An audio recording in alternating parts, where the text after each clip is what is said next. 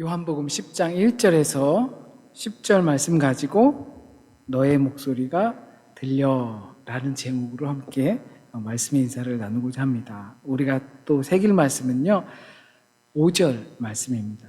타인의 음성은 알지 못하는 고로 타인을 따르지 아니하고 도리어 도망하느니라. 아멘. 이 말씀을 우리가 새기면서 너의 목소리가 들려라는 제목으로 함께 말씀의 인사를 나누겠습니다. 너의 목소리가 들려는 옛날에 유행가 제목이기도 해요. 오늘 본문을 보니까 요한복음 10장에서는 선한 목자와 도둑이 대조되어서 나옵니다. 10장 전체에 이렇게 보면 더 이야기가 있지만 오늘은 이 선한 목자와 도둑에 관련된 그리고 거기에 등장하는 양에 관한 이야기입니다. 양이 나오면 뭔가 푸근하고 그리고 목가적인 느낌이 드러나죠. 이 성경에서도 양이 종종 등장하는데 오늘 본문에서는 양이 주인의 음성을 안다라는 특징을 말씀해 주고 있어요. 그래서 특별히 오늘 본문에서 핵심은 양이 어떤 특징을 갖고 있고 그리고 그 양의 상태와 우리가 과연 얼마나 비슷한지를 살펴보면서 하나님께서 주신 이 말씀을 깨닫길 원합니다. 양의 특징 아마 아시는 분들은 아실 거예요. 양은 눈이 어둡대요. 시력이 별로 좋지 않대요. 그래서 이렇게 자꾸 털도 많고 또 이 양들은 어디서 살아요? 보통이 이렇게 중동, 더운 나라에서 살았어요. 근데 이 양들이 붙어서 다니는 습성이 있어요. 왜냐하면 앞을 잘 보지 못하니까 이렇게 어울려서 다니는 거예요. 그러다가 주님께서 잃어버린 한 마리 양을 찾으시잖아요. 왜 그러냐면 거기서 이탈을 했어요. 이탈을 했는데 눈이 어두우니까 가다가 가시덤불에 걸리고 그러는 거예요. 못 보니까. 그렇게 따라가다가 엉덩이를 부딪히고 또 다른 곳으로 엄한 데로 가 있기도 하는 겁니다. 대신 이 시각이 어두워지면 청각이 발달되는 거. 우리가 지난주에 나면서부터 앞을 보지 못했던 사람, 그때는 시각에 대한 정보였죠. 이제는 청각에 대한 정보예요. 대신 양의 귀가 밝아진대요. 우리도 그렇잖아요. 좀 뭔가 하나의 감각이 둔해지면 또 다른 감각이 발달돼요. 예를 들자면 내가 자존감이라는 그 감각이 떨어지면 이게 자존심만 드러나게 되죠. 이게 손의 감각이나 듣는 이런 감각뿐만 아니라 마음의 감각에서도 무언가 하나가 부족하게 되면 다른 것이 발달되게 되어 있어요. 그렇다고 이 양이 귀가 밝은 것은 청각이 되게 좋다, 저 멀리서부터 들린다 이런 건 아니고 이 말씀에 의하면 주인의 음성을 분별할 수 있다는 것입니다. 소리를 잘 구분한다는 거죠. 나에게 유익이 되는 소리인가 아니면 나랑 전혀 상관없는 소음인가. 그래서 내 주인인지 아니면 옆집 주인인지 구별할 줄 아는 청각을 갖고 있다는 겁니다. 마침 아내가 이 어릴 적 아이들의 영상을 보다가 이 이서가 옹알이 하는 그 영상이 보고 있었나 봐요. 그러면서 그 소리를 들려주면서 누구 목소리인지 알겠냐고 하더라고요. 그러니까 저는 그래도 아버지라 그런지 대뜸 이서 목소리인지 알겠더라고요. 이서 목소리네. 제가 또 이 양처럼 소리를 구분해내는 건 되게 잘해요. 그래서 한국의 텔레비전 복면 가왕이라고 해서 이 복면을 쓰고 가수들이 나와서 노래를 부르거든요. 그러면 사람들이 누군지 맞추는 거예요. 근데 제가 아는 목소리는 정말로 저는 귀신같이 구별을 해내요. 누구네? 대뜸 알아내거든요. 그래서 그런지 모르지만 이 이서 목소리라는 것을 분명히 알아냈어요. 아이들도 어릴 때 매일 하루 종일 보는 사람이 엄마고 아빠죠. 그리고 그 사람이 나를 보호해 줄 것이라는 그 본능적인 감각이 생기게 돼요. 매일 보고 이 사람이 매일 밥도 주고 씻겨주고 기저귀도 갈아주고 재워주고 또 이것들을 계속 해줘요. 그러면 지력은 없어도 본능적으로 이 이 사람이 나를 보호해 줄 사람이고 이곳은 나의 안전한 곳이구나라는 것을 깨닫게 되는 거죠. 사실 이건 다른 게 아니라 반복을 통한 익숙함입니다. 그렇게 양은 자기 주인의 음성을 분별하게 되는 거예요. 목소리 성분 감식을 해가지고 이건 이렇기 때문에 내 주인의 음성이야 라고 하는 것이 아니라 어릴 양으로 태어날 때부터 그 주인의 훈련을 받아서 때로는 굶기고 때로는 혹독하게 훈련해가지고 내 목소리가 이 목소리야, 내가 나이 들어서 목소리가 달라져도 이 목소리를 구분할 수 있어야 돼, 안 그러면 너는 어디 가서 굶어 죽게 되는 거야 라고 훈련이 되는 겁니다. 그래서 주인의 음성에 익숙해지고 그리고 주인이 나를 안전하게 지켜줬었고 그리고 거기서 안전하다는 것을 몸이 알고 따르는 겁니다. 가끔 가다가 신생아들이 바뀌는, 그래서 아이의 운명이 완전히 달라지는 드라마들을 혹시 보셨는지 모르겠어요. 부잣집으로 바뀌어가는 거죠. 그래가지고 거기서 완전 다른 인생을 사는 아이들. 그런데 어느 날 백화점에서 막 이렇게 자기 사업을 하고 있는데 어느 청소부의 여자 목소리가 싹 스쳐 지나가는데 왠지 모를 끌림, 피가 땡기는 것처럼. 그래가지고 나중에 진실이 밝혀지는 이런 드라마 같은 이야기들 아마 아실 겁니다. 양이 주인의 음성을 안다는 것은 그 소리가 주인의 것임을 인지하고 구별할 수 있다는 의미죠. 그리고 어쩌면 우리는 하나님의 음성을 듣고 또는 분별하면서 살고 있을 겁니다. 그러니까 적어도 하나님께서 원하시는 것이 무엇인지 우리는 기본적으로는 알고 있다는 거예요.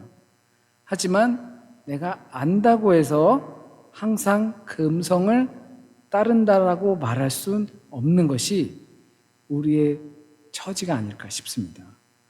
알면서도 엉뚱하게 행동할 때가 얼마나 많습니까? 여기서 우리가 생각해 볼 것은 우리가 주님을 안다고 하면서도 주님을 따르지 않을 수도 있다는 거예요. 그런데 사실 저는 이 비유를 보면서 이런 의문이 들었습니다. 양은 적어도 주인의 음성을 듣고 구별하고 따르는데 왜 우리는 주인의 음성을 알면서도 따르지 못할까?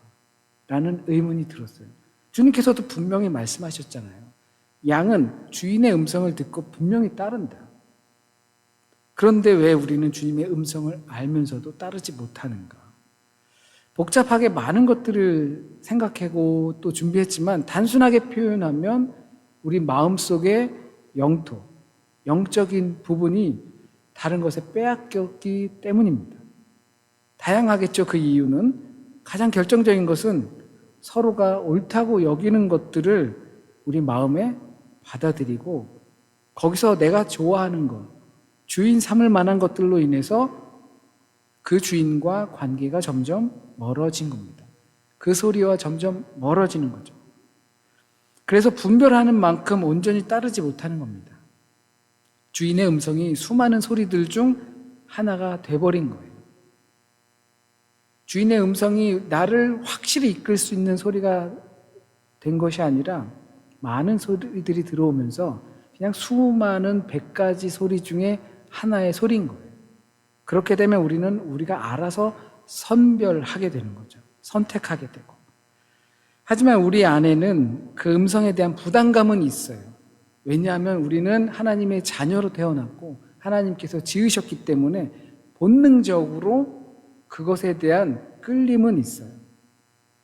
그런데 그것을 알기 때문에 그거에 대한 부담감이 있는 거예요. 신앙적인 부담감이죠. 마음속에서 더 큰 무언가가 우리를 붙잡고 있어요. 그래서 우리는 마치 주인의 음성을 따르는 것처럼 행동합니다. 신앙의 부담감 때문에. 주님의 음성을 듣고 따르는 것이 아니라 본능적인 마음만 그렇게 하는 겁니다. 우리가 그런 상태일 수 있어요. 그래서 많은 그리스도인들이 감정만 가지고 있어요. 하나님을 향한 마음만 가지고 있어요. 그리고 신앙인으로서 살아가는 것에 대한 부담감만 가지고 있는 거예요. 그렇다면 우리는 어떻게 하는 게 좋을까요? 가장 먼저 빼앗긴 그 영토를 다시 찾는 게 중요하죠. 신자들은 주님이 진리라는 것을 이미 다 알고 있어요. 그래서 주님의 음성은 우리가 분별하고 살지만 우리가 이미 많이 들여놓은 다른 것들 때문에 듣고 알면서도 따르지 못하는 지경인 거죠. 그래서 우리 안에 차지하고 있는 그 도둑을 내보내야 하는 겁니다. 사실 우리는 그것들을 처음부터 도둑이라고 받아들인 건 아니에요. 유익하기 때문에 받아들였어요. 그런데 알고 봤더니 그게 다 강도였다라는 거예요. 우리 안에 들어와서 우리를 좀먹고 하나님의 음성으로부터 멀리하게 하고 부담감만 갖게 하고 그리고 살지 못하게 하는 그런 강도였다는 거예요. 마치 늑대가 아이들만 있는 양의 집에서 똑똑하면서 엄마인 척 엄마야 문 열어 라고 속이는 것처럼 우리 안에 들어온 겁니다. 그러면 당연히 쫓아내야 합니다. 안 그러면 우리가 잡혀 먹힐 수 있습니다. 하지만 너무 오랫동안 그것이 그 자리에서 고착되었어요. 늑대와 양들이 같이 살았어요. 조금씩 양의 동생들이 없어지는 걸 알지도 못한 채 그냥 그 늑대와 양들이 그 집에서 얼려서 살았던 거예요. 그 늑대는 한꺼번에 다 잡아먹고 배가 뚱뚱해져가지고 강물에 빠지는 것이 아니라 그 늑대는 양의 집에 들어와서 조금씩 갉아먹습니다. 그런 것들이 우리 삶의 나쁜 습관들입니다. 동물적으로 그 습관이 오래 지속되었기 때문에 그게 나쁜 건지 모를 뿐이에요. 그리고 그것들을 끊으려고 한다면 우리 영적인 상태에선 금단 현상이 나타나요. 짜증이 나고 힘들어지고 내가 굳이 이렇게까지 해야 되나 하는 것들이 우리 삶에 붙어 달립니다. 하지만 주님의 음성을 듣는 것으로 그치지 않고 따르려면 우린 그것을 끊어야 합니다. 마치 김유신 장군이 자신을 끌고 그 주막인가 어딘가 그 여자의 집으로 데리고 갔던 그 말의 목을 베었던 것처럼 끊어야 합니다. 또 문제는 우리가 그것을 분별하기 어려울 지경까지 왔을 수도 있습니다. 아, 이게 해로운 것이다 라는 것을 분별하지 못할 정도로 왔을 수도 있어요. 주님께서는 그래서 자기 자신을 양의 문이라고 했습니다. 주님은 분명히 그것을 도둑이야, 강도야 라고 했는데 우리가 그게 강도인지 도둑인지 늑대인지 모르는 지경에 있을 때 우리는 이 말씀을 떠올려야 합니다. 주님이 양의 문이다. 주님을 지나가지 않고서는 그것은 다 도둑이다.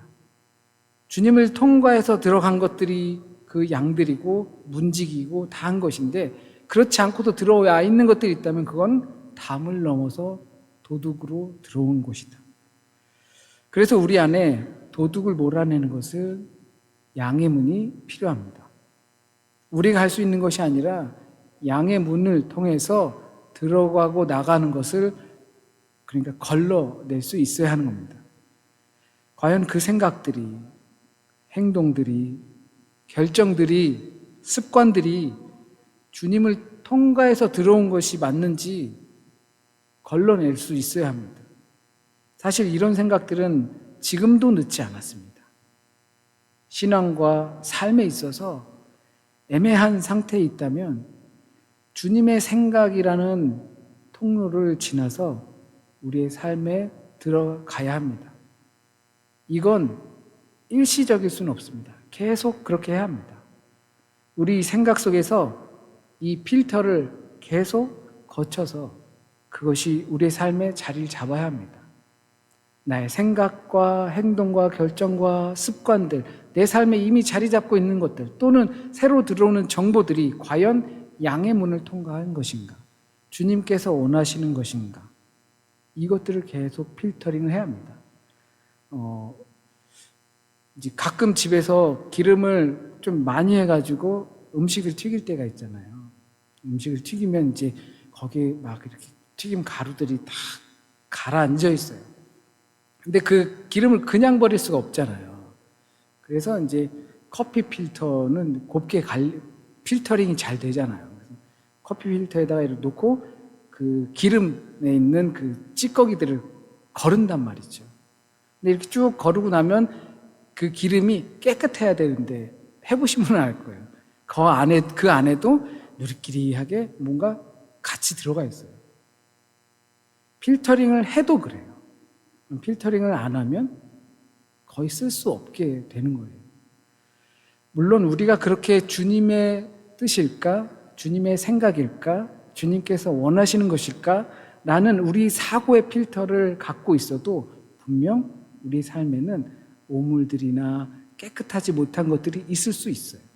그러나 그것을 아예 하지 않으면 안 된다는 겁니다. 그러면 멀어지는 것이고 늑대와 함께 사는 것이고 빼앗긴 영토를 그대로 두고 사는 것입니다. 물론 쉽지 않습니다. 그래서 억지로 그것들을 만들어 놓는 겁니다.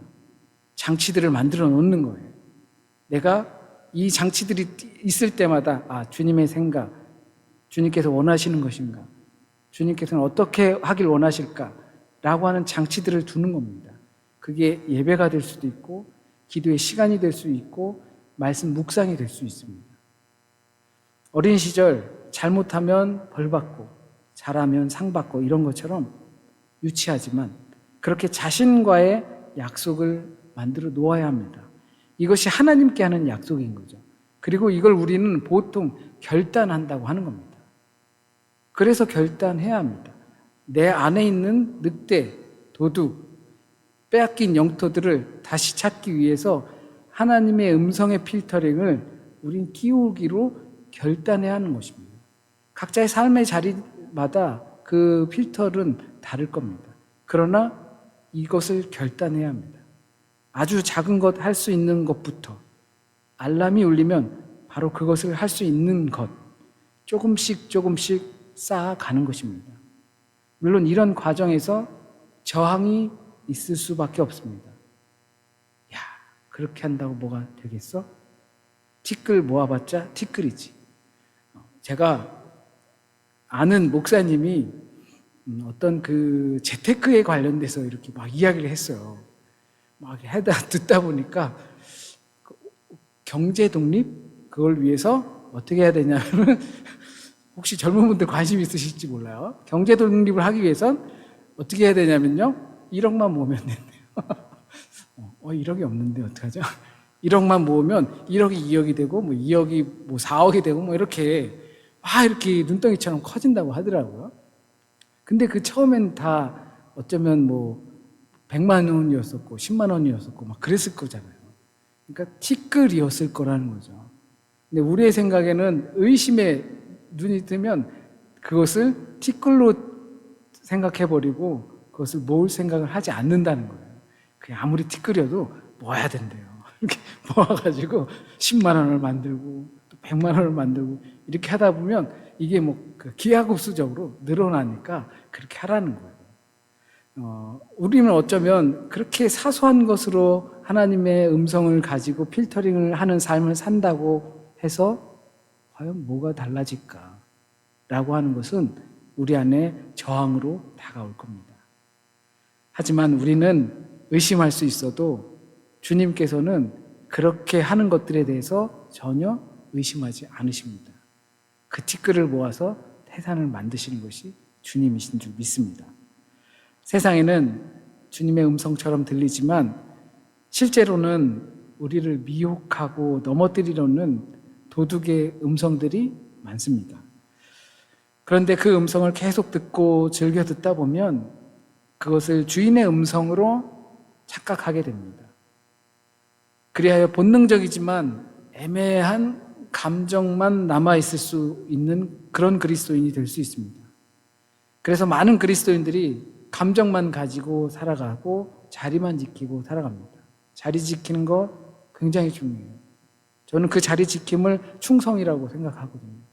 하지만 주님께서 원하시는 것은 내가 부르는 음성을 듣고 그 주인님을 알고 따라오는 것이죠. 열심히 들었다면 주님의 음성인지 알고 부르심을 믿고 듣고 또 따르게 되어 있는데 그러지 못하고 듣고만 있는 현상이 될 수도 있습니다. 양은 주인의 음성을 듣고 주인이 부르면 구분하고 또 따라오는 행동을 보입니다. 내가 양의 문이다. 나를 지나가지 않으면 모두가 도둑인 것이다. 그렇게 들어온 도둑들은 우리의 생명을 빼앗아 갑니다. 지금은 모르겠죠. 하지만 분명한 것은 빼앗아 갑니다. 도둑이 주인 행세를 하면 우리의 모든 것들을 빼앗기는 것입니다. 오늘 이 시간이 그 상황에 대한 결단의 시간이 되길 진심으로 소원합니다. 내 안의 도둑들을 주님의 것으로 걸러내기로 결단하시기 바랍니다. 그래서 주님께서 지키시는 안전한 양의 무리가 되길 간절히 소원합니다. 우리 같이 이 시간 찬양 들으시면서 성만찬을 준비하겠습니다. 내가 주인 삼은 찬양 함께 들으시겠습니다.